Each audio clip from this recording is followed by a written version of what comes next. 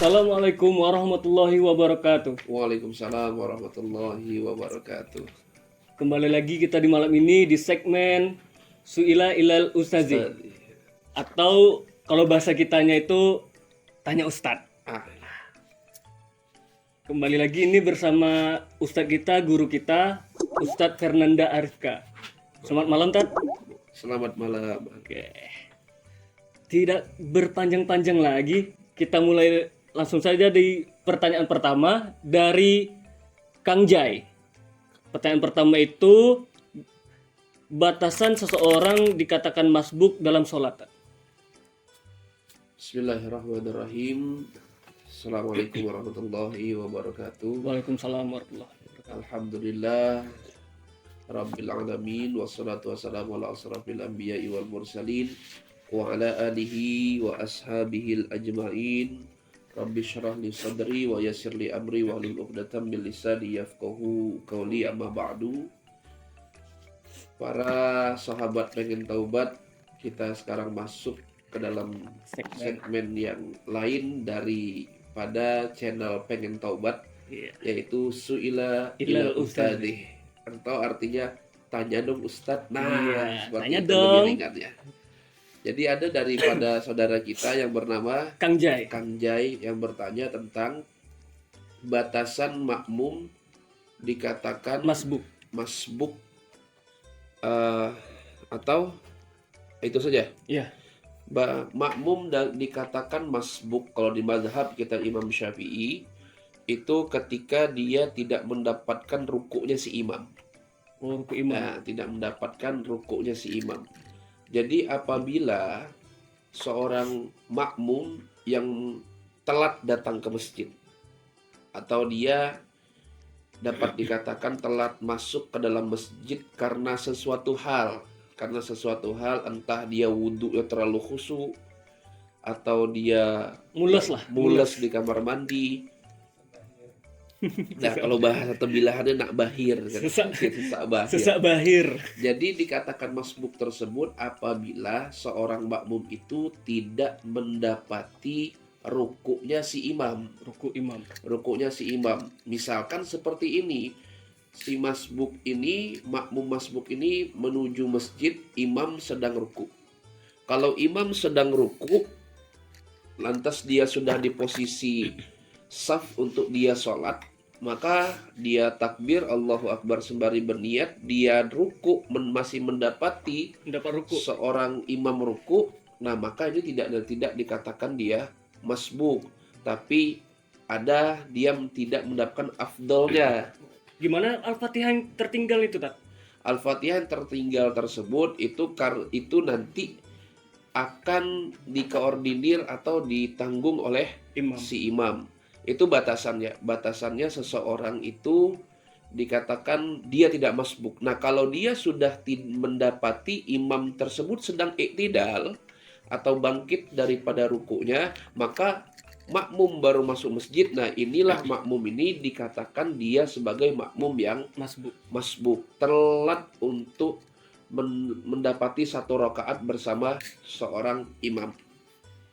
Jadi seperti itu. Nah, perlu juga harus kita ingat, karena ini harus jelas rambu-rambu segala macamnya, karena ada di antara sholat itu kesunahan secara berjamaah.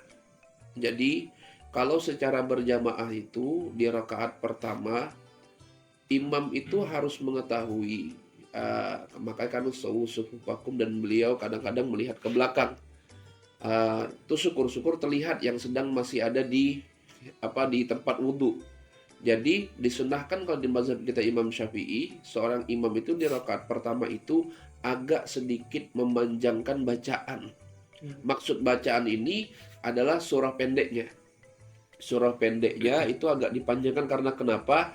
Agar yang ada di luar masjid yang sedang berwudu ini prepare. Oh, dapat ikut berjamaah juga tanpa tertinggal rakaat yang pertama.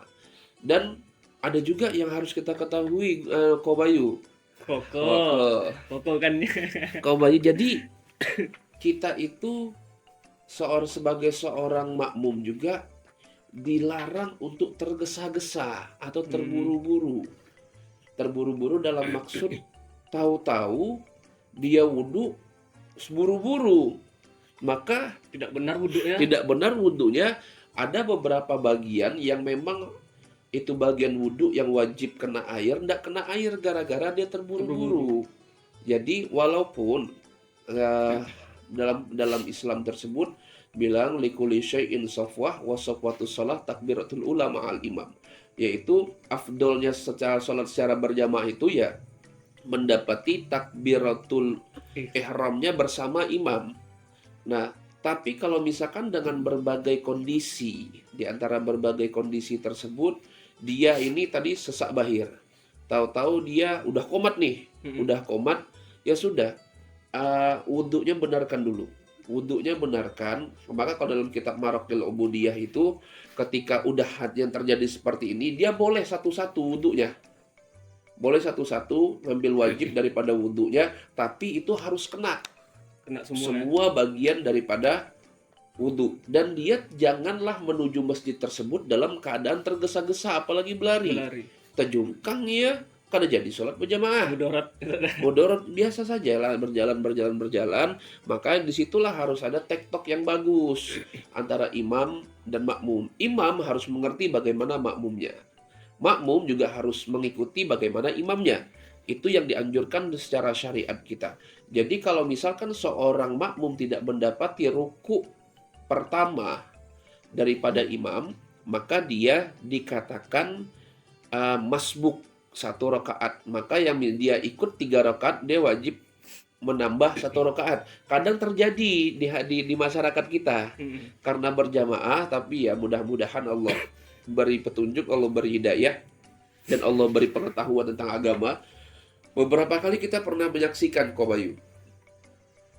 Jadi dia masbuk 1 rakaat saat itu.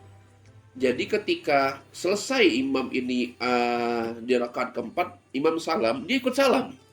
Kelupaan atau gimana itu? Wallahu alam bisawab, itu antara kelupaan atau memang dia belum tahu. Makanya ini juga yang harus diluruskan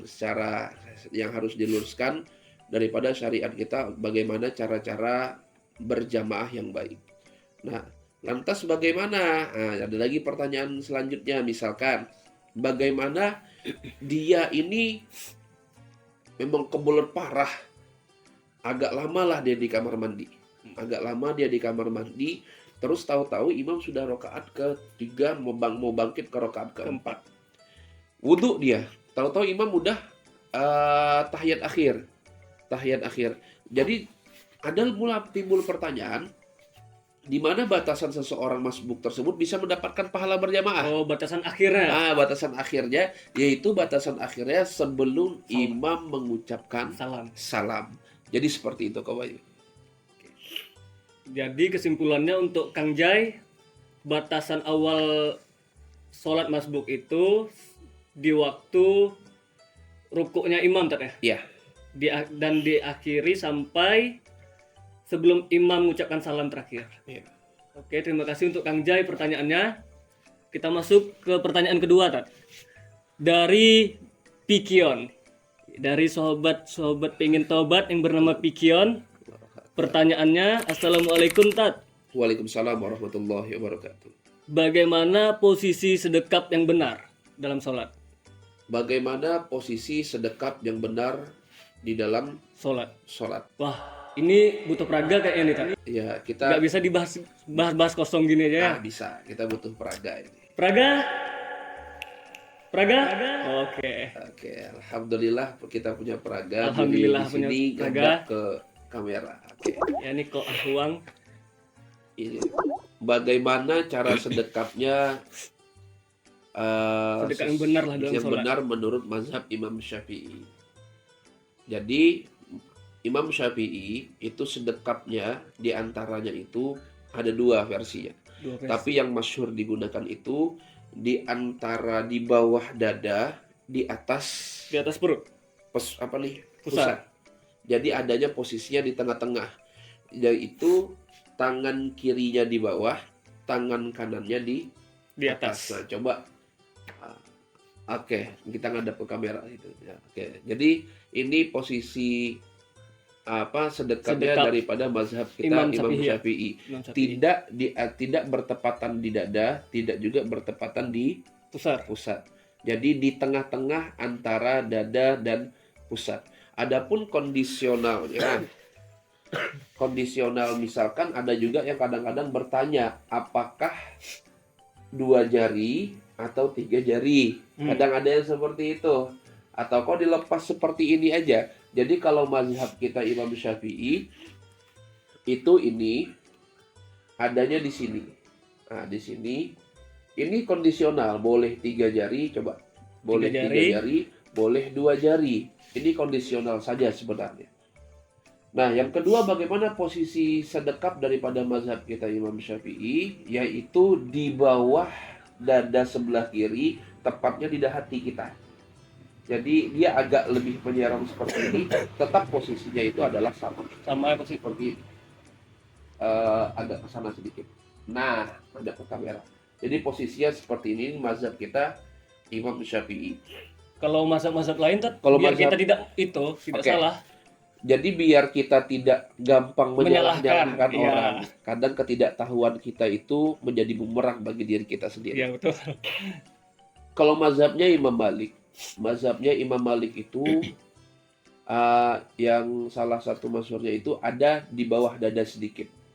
Di bawah dada sedikit, cuma posisinya itu seperti ini. Nah, di bawah dada sedikit, dia jauh di atas pusat. Nah, kalau yang kedua, kalau Imam Malik itu adalah dia tidak bersedekap sama sekali, dilepas seperti ini. Jadi kalau ngelihat dalam kondisi dua seperti ini, Jangan disalahkan karena ini ada tuntunannya. Nah, kalau mazhabnya Imam Hambali dan Imam Hanafi ini hampir sama, yaitu sedekapnya di bawah pusat kita. Coba sedekap di bawah pusat. Di bawah pusat. Seperti ini. Di bawah pusat seperti ini sedekapnya daripada mazhab Imam Hanafi atau Imam Abu Hanifah dan Imam Ahmad bin Hambal atau Imam Hambali. Jadi ini di antara posisi-posisi sedekap yang memang diajarkan oleh Imam empat mazhab kita dan sesuai dengan daripada ketentuan daripada baginda Nabi besar Muhammad Sallallahu Alaihi Wasallam.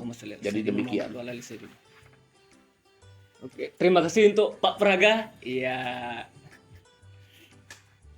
Oke, jadi intinya untuk pertanyaan dari sahabat ingin taubat bernama Pixian yang seperti dilakukan Praga tadi. Kita masuk ke pertanyaan ketiga. Pertanyaan dari saudara Sudarmadi. Ya, Sudarmadi bertanya, Assalamualaikum Tat. Waalaikumsalam warahmatullahi wabarakatuh. Saya pernah mendengar dalam Al-Fatihah itu ada 3 ayat untuk Allah dan 3 ayat lagi untuk kita. Apakah benar itu Tat dan bagaimana maksudnya? Oh, bismillah, alhamdulillah. Saudaraku yang bernama siapa? Sudarmadi. Ini memang ada beberapa yang mengatakan demikian. Cuma yang harus kita sedikit luruskan. Tidak diluruskan, harus yang kita ketahui bersama bahwa Al-Fatihah itu sebenarnya ayat untuk kita. Cuma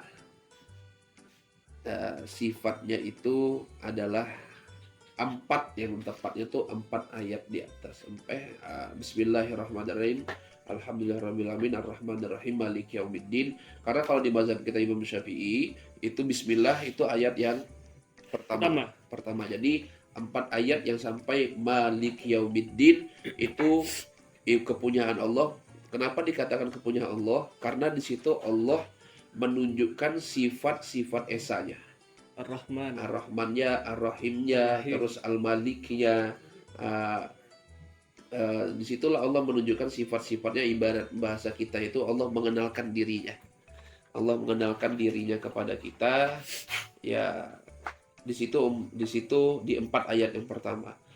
Yang adapun yang di 3 ayat yang di bawahnya itu perjanjian kita kepada Allah Subhanahu wa Ta'ala. Maksudnya perjanjian kita kepada Allah Subhanahu wa Ta'ala bagaimana? Ketika di kalimat iyyaka na'budu wa iyyaka nasta'in, ini harus diperhatikan. Kenapa harus diperhatikan? Karena ada tasydid di harfun ya, di huruf ya, yaitu ada tasydid. Kalau kita baca iyyaka na'budu wa iyyaka nasta'in, artinya kalau sekedar membaca tanpa tasydid itu artinya sinar daripada matahari. Sinar daripada matahari. Jadinya kita menyembah kepada sinar matahari dan meminta kepada sinar matahari. Jadi iya itu yang menjadi pembedanya, ada pembedanya bahwa kita hanya menyembah kepada Allah dan meminta kepada Allah. Di situ adalah perjanjian kita kepada Allah Subhanahu wa taala. Begitu juga ayat selanjutnya itu adalah perjanjian kita kepada Allah Subhanahu wa taala. Jadi seperti itu kurang lebih. Wallahu a'lam. Wallahu a'lam bishawab. Pertanyaan selanjutnya datang dari Waknari. Assalamualaikum Tat. Waalaikumsalam warahmatullahi wabarakatuh. Bagaimana perbedaan posisi imam atau jenazah untuk laki-laki dan perempuan? Oh, bismillahirrahmanirrahim. Perbedaan posisi imam untuk jenazah laki-laki dan untuk jenazah perempuan. Jadi kalau untuk jenazah laki-laki itu kepalanya dihadapkan ke samping kirinya imam. Samping kiri imam. Ke samping kirinya imam. Perlu peraga lagi ya? Yang Nggak perlu peraga. Ke samping kiri imam, dan posisi imamnya adalah yang sunnahnya itu di kepalanya mayit laki-laki. Kalau perempuan posisi kepalanya itu ada di samping kanan imam, dan posisi imamnya yang sunnahnya itu adalah di antara duburnya pinggulnya si mayit perempuan. Jadi bagaimana kalau misalkan yang baru-baru ini ada nih kan?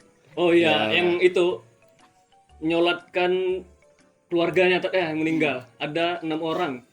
Kalau yang posisi seperti itu, yang bagaimana posisi imamnya? Jadi posisi imamnya ya mengikuti yang paling depan. Siapa yang paling depan? Yang paling depan itu adalah kalau misalkan dia laki-laki dan perempuan. Laki-laki Dan perempuan nih antara apa yang ada si mayit tersebut, maka yang di depan itu adalah yang laki-laki. Berarti Dan posisi imamnya ada di kepala laki-laki. Laki-laki itu sisanya kita tidak perlu lagi. Sisanya sejajar atau gimana tuh? Bisa sejajar, boleh sejajar. Misalkan laki-laki si ayah, di sini kalau ada laki-laki yang udah balik lagi, laki-laki ini dulu. baru perempuan. Kalau misalkan dia cuma laki-laki aja, misalkan ada 6 orang si mayit laki-laki, maka itu yang pembedanya seperti ini. Dicari dulu, diketahui dulu di antara misalkan 4 mayit laki-laki tersebut mana yang lebih kuat dalam pemahaman keagamaannya. Jadi tolak ukur seperti itu. Di antara 4 ini yang mengenal si mayit, mana di antara 4 ini yang lebih kuat dan lebih faqih, yang lebih bagus daripada pemahaman keagamaannya, maka dia posisinya yang paling depan. Kalau perempuan semua demikian juga seperti itu, posisinya pun tidak akan berubah. Jadi kalau ambil yang paling tua gitu gimana, Tak? Kalau misalkan dia, jadi tolak ukurnya kalau untuk agama ini, tolak ukurnya bukan umur. Oh, tapi pengetahuan dia akan keagamaannya. Tapi kalau untuk urusan selain agama pasti yang lebih tua. Jadi seperti itu. Wallahu a'lam bishawab. Kalau untuk bacaannya gimana tuh, Tat? Antara laki-laki, perempuan. Bacaan itu ya. Kalau dia jadi bisa pakai lahum, bisa pakai huma. Hum itu untuk jamak. Jadi maupun laki-laki perempuan. Jadi kita enggak usah bilang Allahumma ighfir lahu, Allahumma ighfir laha. Bilang aja Allahumma ighfir lahuma. Itu boleh. Kalau laki-laki semua Allahumma ighfir lahum. Kalau perempuan semua Allahumma ighfir lahunna. Jadi seperti itu. Kalau cuma satu laki-laki Allahumma ighfir lahu, atau satu perempuan Allahumma ighfir laha. Jadi seperti itu. Kebayang. Ini Tat, yang lagi viral-viral ini Tat, yang seorang anak menyolatkan keluarga-keluarganya yang telah meninggal Tat. Itu apa fadilahnya, Tat? Kalau seorang anak menyolatkan orang tuanya yang meninggal, fadilahnya? Di antara kesunahan Dan yang boleh nggak seruput kopi dulu biar makin Boleh. mantap. Oke, Kita seruput dulu. kopi dulu dah. Bismillahirrahmanirrahim. Nikmat sekali. Alhamdulillah. Jadi yang lebih afdol itu ada beberapa. Pertama, kalau misalkan di antara keluarganya tersebut tidak ada yang fokus daripada bidang agama, maksudnya itu pengetahuan keagamannya masih minim, maka yang menyolatkannya itu afdolnya adalah tokoh agama atau ustadz setempat atau kiai setempat. Jadi kalau misalkan di antara anaknya tersebut ada yang anggaplah santri, seorang santri keagamaannya bagus, maka di situ lebih bagusnya seorang anak tersebut yang memimpin daripada sholat jenazah orang tuanya. Jadi seperti itu. Fadilahnya apa aja tuh, Tak? Di antara kalau bicara fadilah ini, Kowayu ya Allah. Di antara fadilah di mana Rasulullah Shallallahu Alaihi Wasallam pernah bersabda, "Idza mata ibni Adam in qata'a amaluhu illa min salasin sadaqatin jariyatin." Terus al-ilmu yuntafa' bih. Yang terakhir itu adalah waludun saleh.